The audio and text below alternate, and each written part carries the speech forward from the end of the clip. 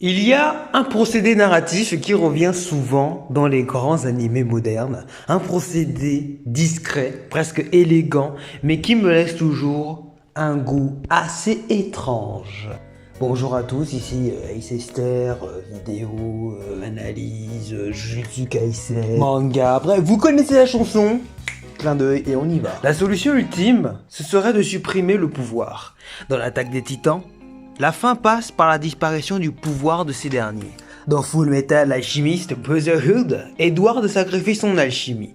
Dans Jujutsu Kaisen, l'idée plane constamment. Si l'énergie occulte disparaît, les fléaux cesseraient d'exister. Et ce choix, après dans Jujutsu Kaisen Modulo, si vous avez suivi les clins d'œil, tu vois que c'est réalisé. Et ce choix pose une question simple mais dérangeante. Pourquoi, pour sauver le monde, faut-il toujours effacer ce qui le rend unique?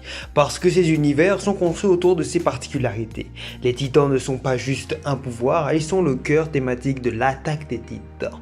L'alchimie n'est pas juste un système de combat, c'est une réflexion sur l'équivalence, le prix des choses, la responsabilité humaine. L'énergie occulte dans Jujutsu Kaisen est une matérialisation de la souffrance et des émotions négatives. Supprimer ces éléments, c'est presque retirer l'âme du monde. Narrativement, oui, c'est fort. C'est le sacrifice absolu. Ce n'est pas seulement perdre un bras ou un combat, c'est renoncer à ce qui te définit.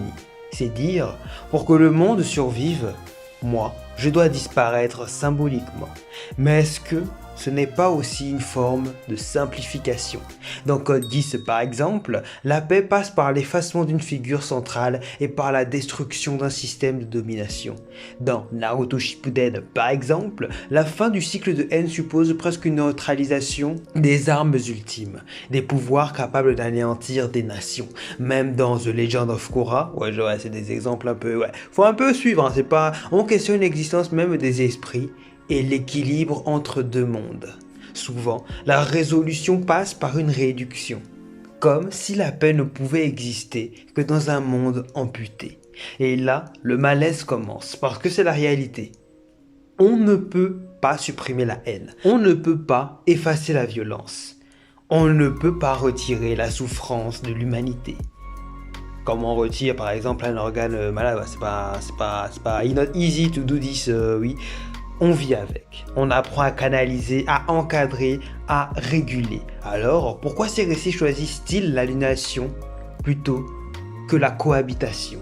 Peut-être parce que supprimer le pouvoir donne une illusion de contrôle total. C'est une solution définitive, propre, fermée, on tourne la page. Mais une autre question surgit, et si la vraie maturité narrative n'était pas de détruire la source du chaos, mais apprendre à vivre avec? Un monde sans titans est plus calme, un monde sans alchimie est plus stable, un monde sans énergie occulte est plus sûr. Mais est-il plus profond? Supprimer le pouvoir, c'est parfois éviter le vrai problème. La nature humaine, dans l'attaque des titans, la haine ne disparaît pas avec les titans. Dans Full Metal Alchemist, l'alchimie n'est jamais le mal en soi. Dans Jujutsu Kaisen, l'énergie occulte naît des émotions humaines. Tant que l'humain souffre, quelque chose renaîtra. Alors, peut-être que la solution radicale est aussi une fuite élégante. Peut-être que le vrai courage narratif serait de laisser le pouvoir exister, d'accepter un monde dangereux, d'accepter que la paix ne soit jamais parfaite, de montrer des héros qui ne réparent pas tout, mais qui apprennent à habiter un univers imparfait. Et là, la question devient plus large que dans les animés. Pourquoi cherchons-nous toujours une fin où le problème disparaît, plutôt qu'une fin où l'on apprend à vivre avec? C'est une question presque métaphysique aussi. On parle toujours d'un monde normal, comme s'il existait quelque part, comme s'il y avait une version stable, équilibrée, définitive du réel.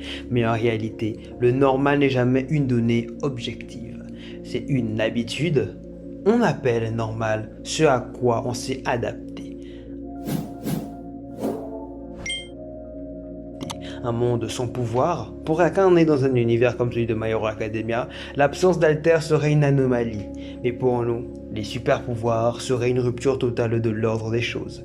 Donc, le normal dépend du point de départ. Il dépend du contexte dans lequel la conscience s'éveille. Un monde sans civilisation, si on enlève les villes, les lois, les systèmes, on ne revient pas à un état normal. On échange simplement de cadre. C'est un peu la réflexion qu'on retrouve dans le meilleur des mondes, oui. Une société peut être parfaite, organisée, stable, presque sans conflit, et pourtant profondément inhumaine. Donc, la stabilité n'est pas forcément la normalité. Et l'absence de chaos n'est pas forcément le bien.